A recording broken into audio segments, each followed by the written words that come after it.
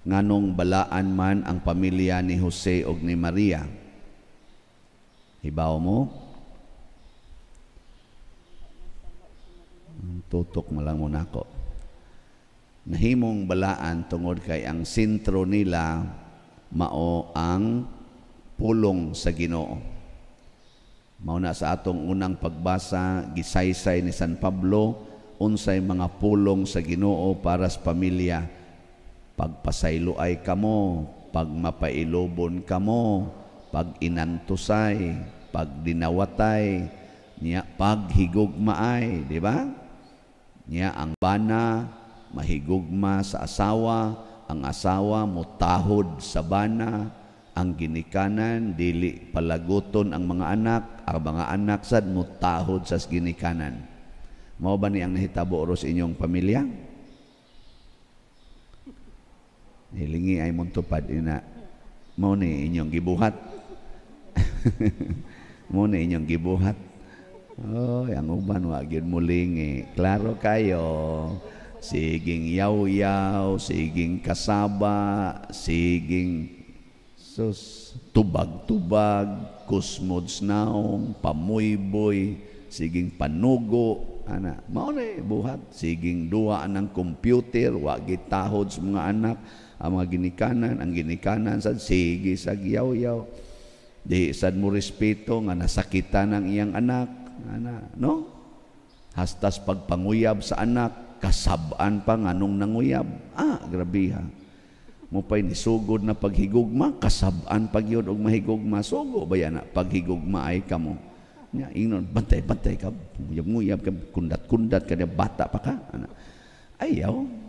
Ingna, congratulations. Sugod na kaog, practice sa gugma nga. Samas among gi-practice ni Papa nimo. Ana, pero sunda gyud ang Ginoo. Muna si San Jose naluwas gyud ang iyang pamilya. Kay bisag natug siya, inigdamgo niya nga ang Ginoo mo inisulti. Sunod gidayon, way langan-langan pag-ingon dad-aning bata sa Ehipto, bangon dayon. Biyaan gid niya siya goy gahimo atong balay nila sa dito sa Bethlehem. Naghimo to siya balay kay kanang aron ba makapuyo sila. Ya mga duha tingali ka tuig or mga usa ka tuig kapi nilang puyo dito gikas pagkatao ni Hesus. Gipukaw siya damgo niya, pigpukaw siya sa anghel, bakwit ngadto sa Ehipto tungang gabi biya dayon. Ngano man pulong gud ni Ginoo.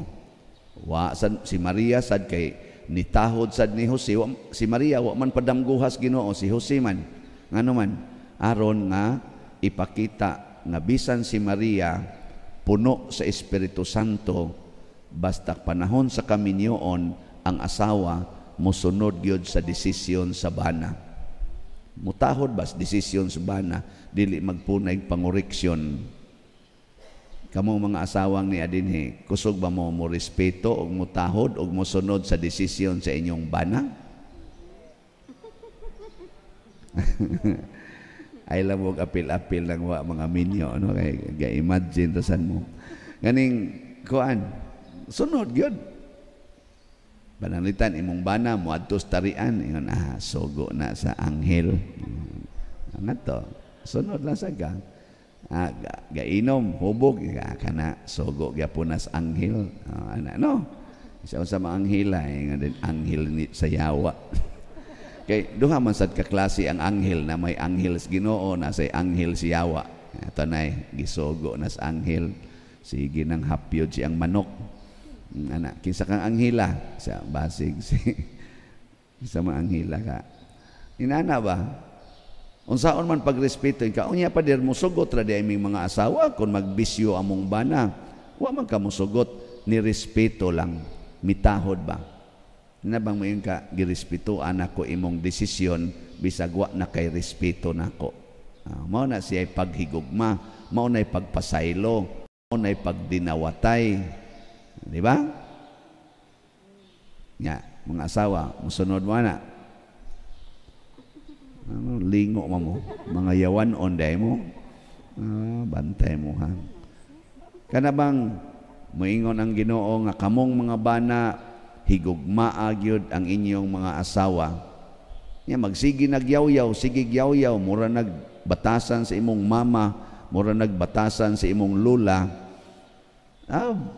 Ayaw gyud atras. Ning kabdin man ni asawa ni batasana pa dire. Mura naman ni akong lula. Gaksan ang imong lula. Luura ning lula gakson.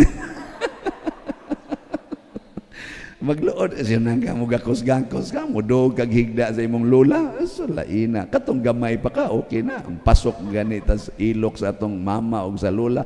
Pero ini kadako na kalain kaluod. Sige lang. Saon magyud nakaasawa man ka sa imong mama.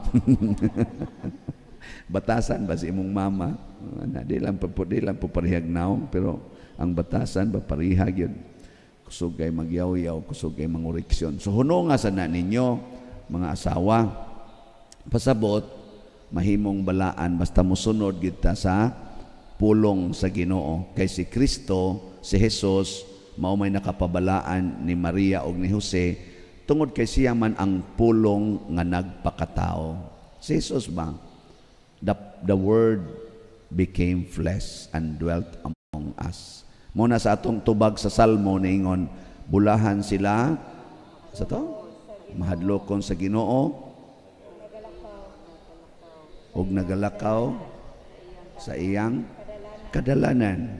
Ana kanabang mahadlok tang musupak sa Ginoo tungod kay nahibaw ta nga ang pagsupak maghatag og kadautan. Pero nang train ba kanang train musunod gina siya sa kanang release sa train ba hadlok gina siyang motipas ngano man hibaw man siya nga inigtipas niya peligro.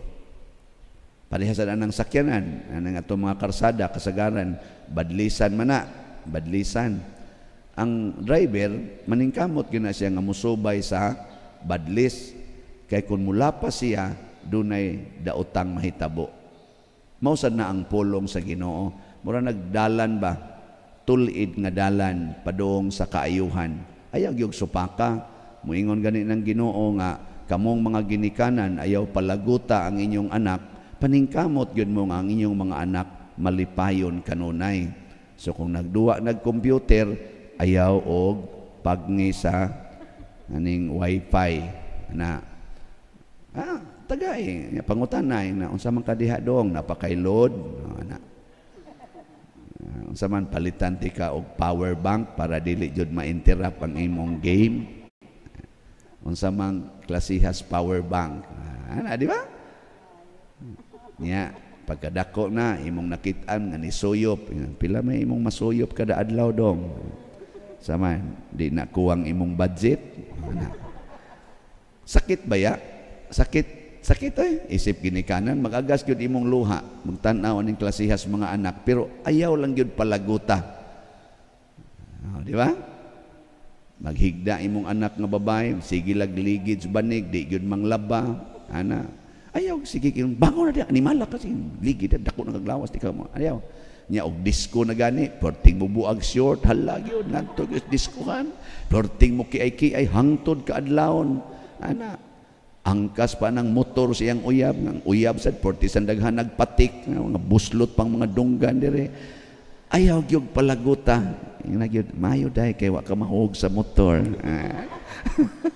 ana alang nya mo anak mo nga ginikanan mao na mga yawanon mo so ayaw na ha sugod karon mao na naibuhata ingka padir unsa may mahitabo ay nalang pangutana unsay mahitabo kay nagsunod man kas pulong sa Ginoo nindot ginagsangkuan ay nalang pagduda kinsa man ta nga magduda sa Ginoo di ba di day makahimo ang Ginoo pag-usab sa sitwasyon kung magsunod kaniya pwede magani niya himuong karsada ang dagat pwede magani niya himuon nga bino ang tubig pwede magay niya pahunongon og dagan ang adlaw.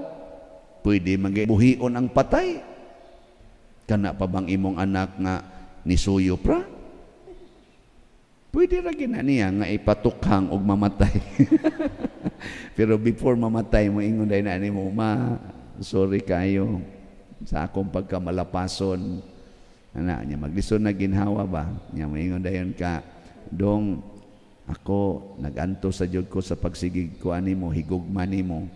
Nya karon kay nahitabo man ni hinaut unta nga magbasol ka. Siya man nagbasol na gyud ko. Moingon din ang Ginoo niya, today you will be with me in paradise. Inig humaghilog pare, patay din na yung anak.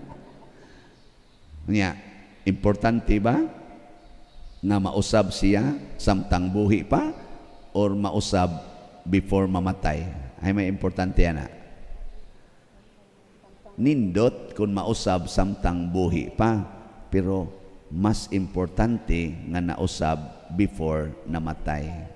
Kana gyud kay kitang tanan mamatay ra man gyud ta, pero mamatay unta ta nga balaan dili mga buangon. Sige, katapusang lingi anang imong tupad. Ingna sugod karon di na nato palaguton atong mga anak ha. Sige na. Sugod karon di na nato palaguton atong mga anak. Insa wa man koy anak, insa imo day mga pag-umangkon yaw-yawan man sa kay kastanan. Di ba? Ana. Sige. Nindog na ta.